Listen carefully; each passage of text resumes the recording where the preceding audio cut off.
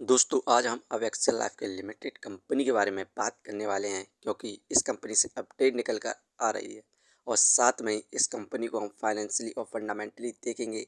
इस समय हम कंपनी में बाय सेल होल्ड क्या करना चाहिए और कंपनी का नेक्स्ट टारगेट प्राइस कहां तक जा सकता है, सभी के ऊपर बात करने वाले हैं। तो आइए वीडियो को स्टार्ट करते हैं। अब Excel Life Care Indian company है। इस कंपनी का मेन काम chemical trading pharmaceutical related business करना है। दोस्तों अब एक्सेल लाइफ के लिमिटेड कंपनी का शेयर प्राइस अभी ₹1.79 चल रहा है।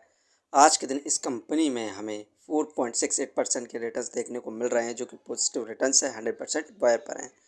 वहीं पर कंपनी का शेयर प्राइस ₹1.77 पर स्टार्ट हुआ था 9/15 पर।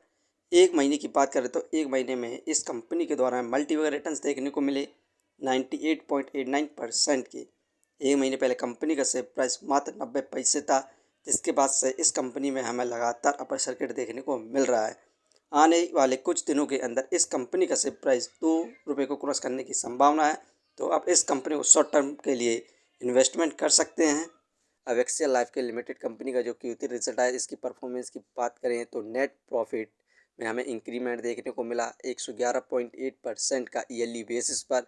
इस समय 40.73 लाख यहाँ पर नेट प्रॉफिट हुआ है। वहीं पर रेवेन्यू में हमें 14 से 16% के बीच में इंक्रीमेंट देखने को मिला ईयरली बेसिस पर।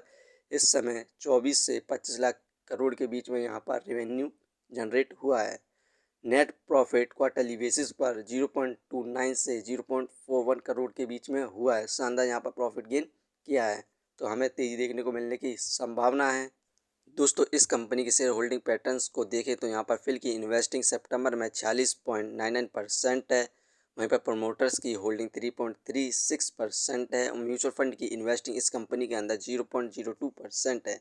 वहीं पर दिसंबर में फिल की इन्वेस्टिंग यहाँ पर कम देखने को मिली, यहाँ पर सेल किया गया है।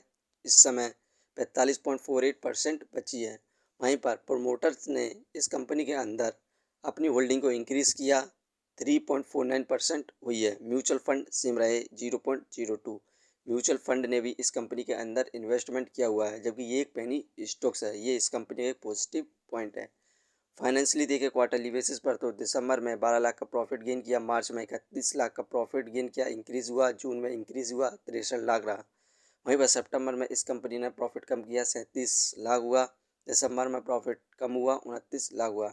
यहाँ पर एक कंपनी क्वार्टरली बेसिस पर अपने प्रॉफिट को कम करती जा रही है और इसी वजह से हमें कंपनी में भी गिरावट देखने को मिल रही थी।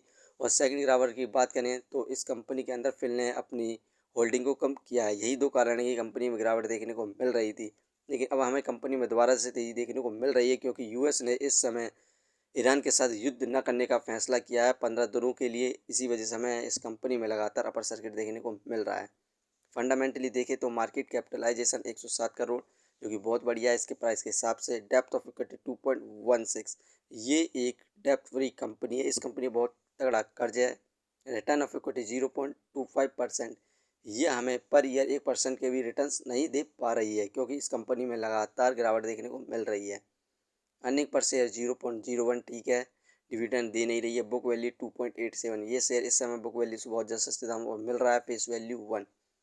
दोस्तों यहाँ पर देखा जाए तो फाइनेंशियली और फंडामेंटली बेस्ट है, लेकिन ये एक डेप्थ फ्री कंपनी है। दोस्तों यहाँ पर यदि आप इस कंपनी पर इन्वेस्ट करते हैं, शॉर्ट टर्म के लिए इन्वेस्टमेंट कर सकते हैं और रिटर्न प्राप्त कर सकते हैं। ये वीडियो सिर्फ एजुकेशन पर्पज़ के लिए थी।